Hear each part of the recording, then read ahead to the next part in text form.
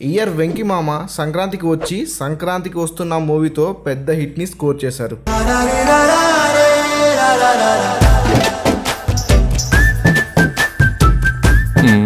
Regional film గా వచ్చి ఏకంగా 300 కోట్లు గ్రాస్ ని వరల్డ్ వైడ్ గా అందుకుంది సినిమా. బిఫోర్ సంక్రాంతికి వస్తున్నాం కన్నా వెంకీ మామ సైంధవ్ సినిమాతో లాస్ట్ ఇయర్ సంక్రాంతికి వచ్చారు. బట్ ఆ సినిమా అస్సలు ఆడలేదు. బట్ ఈసారి సంక్రాంతికి వచ్చి సాలిడ్ హిట్ ని స్కోర్ చేశారు. ఇంకోవైపు అదర్ సీనియర్ హీరోస్ హిట్ కోసం చాలా ప్రయత్నాలు చేస్తున్నా హిట్ ని అయితే స్కోర్ చేయడం లేదు. ఇంకోవైపు సీనియర్ హీరోస్ అయిన చిరంజీవి గారు, బాలకృష్ణ గారు ఇన్ఫాక్ట్ వాళ్ళ దగ్గర నుంచి వస్తున్న సినిమాలు అయితే అసలు ఆడడం కూడా లేదు. ఎలా వెంకీ మామ ఇంత పెద్ద సక్సెస్ ని స్కోర్ చేశారు? దీని వెనకాల ఏ ఫ్యాక్టర్స్ సినిమాకి హెల్ప్ అయ్యాయి, వెంకటేష్ గారికి హెల్ప్ అయ్యాయి, మరి చిరంజీవి గారు, నాగార్జున గారు ఫ్యూచర్ లో అయినా మళ్ళీ రైజ్ అవ్వగలరా? సంక్రాంతికి వస్తున్నాం ఇంత పెద్ద హిట్ కావడానికి కారణాలేంటి? వెంకీ మామ మార్కెట్ పెరగడానికి కారణాలేంటి? ఎందుకు నాగార్జున గారి, చిరంజీవి గారి సినిమాలు ఆడడం లేదు?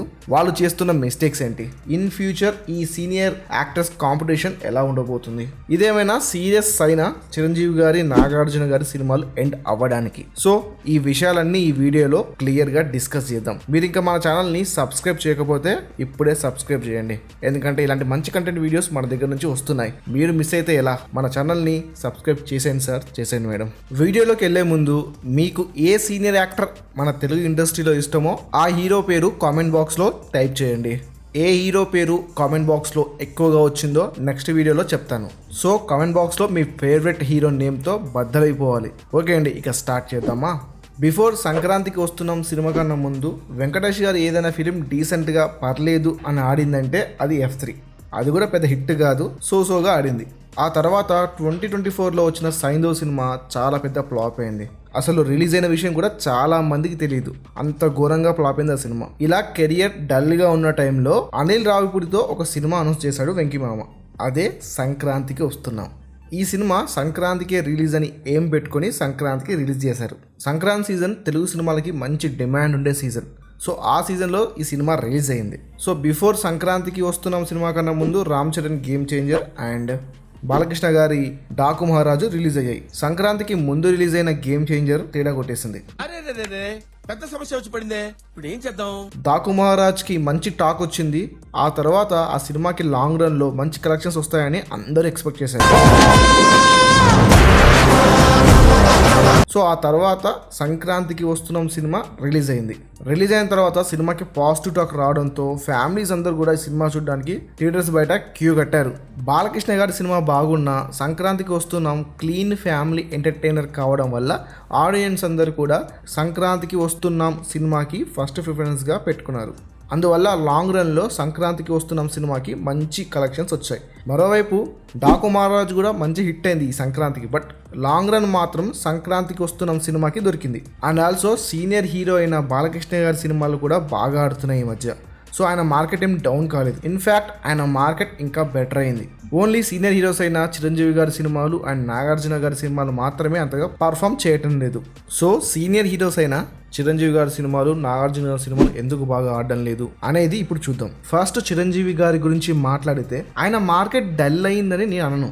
బట్ రీసెంట్గా ఆయన చూస్ చేసుకుంటున్న సబ్జెక్ట్స్ వల్ల ఆయన మార్కెట్ కొంచెం డిస్టర్బ్ అయింది. మెయిన్లీ వాల్తేరు వీరే అలాంటి మంచి హిట్ కొట్టిన తర్వాత కూడా ఆయన మార్కెట్ డిస్టర్బ్ అవడానికి కారణం భోళా శంకర్. నా వెనక మాఫియా ఉంది. నీ వెనక మాఫియా ఉంటే నా వెనక దుర్యా ఉంది. మెహర్ రమేష్ని నమ్మి భోళా శంకర్ ఇవ్వడం ఒక పెద్ద తప్పు అనుకోవచ్చు. ఎందుకంటే ఈ సినిమా ఫుల్ లెంత్ సినిమానే కాదు, అక్కడక్కడ చిరంజీవి గారి ఫ్యాన్స్ని సాటిస్ఫై చేయలేకపోయింది.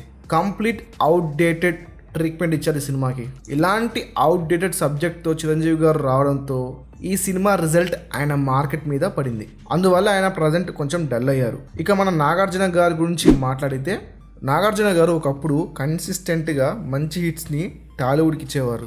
మనం, ఊపిరి, సోగ్గాడొచ్చింది నాయన, ఇలా మంచి సినిమాలని ఒకప్పుడు అందించారు. ఆఫ్టర్ ఊపిరి నుంచి ఆయన దగ్గర నుంచి మంచి సినిమాలు పెద్దగా రాలేదు. మధ్యలో బంగారు రాజు పర్లేదనిపించింది, బట్ కంప్లీట్ హిట్ అయితే కాదు. నాసామిరంగా కూడా పర్లేదనిపించింది, బట్ అంతగా అయితే సౌండ్ చేయలేదు. అసలు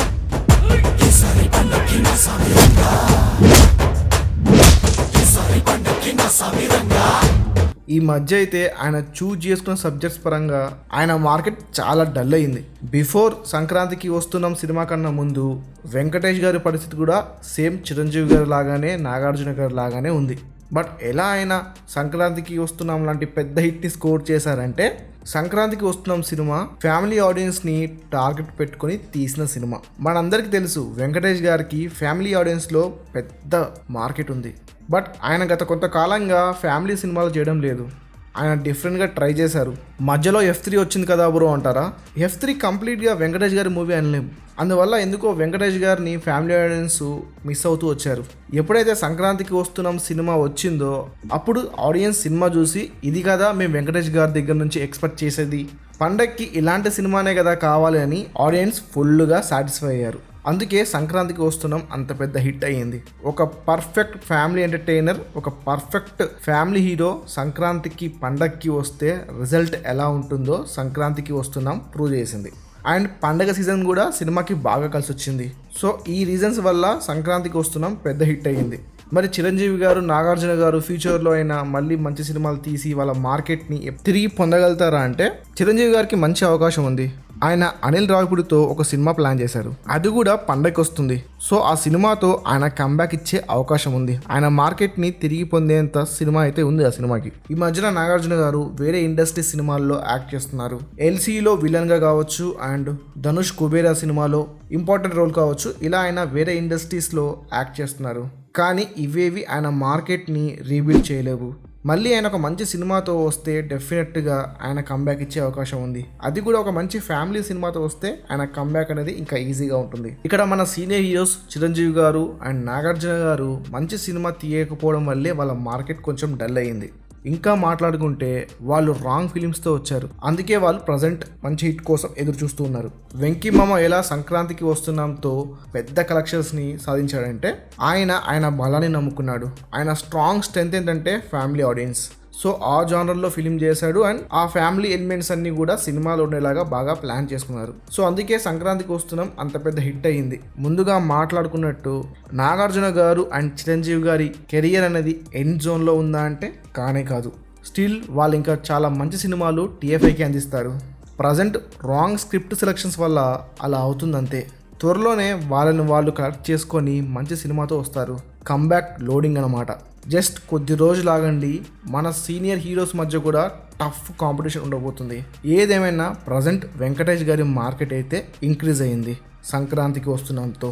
సో ఇంతే ఈ వీడియో మీకు నచ్చింది అనుకుంటున్నాను. ఈ వీడియో నచ్చితే లైక్ వేసుకొని ఛానల్ని సబ్స్క్రైబ్ చేసుకోండి. మళ్ళీ ఇంకో మంచి వీడియోతో మీ ముందుకు వస్తాను. Thanks for watching.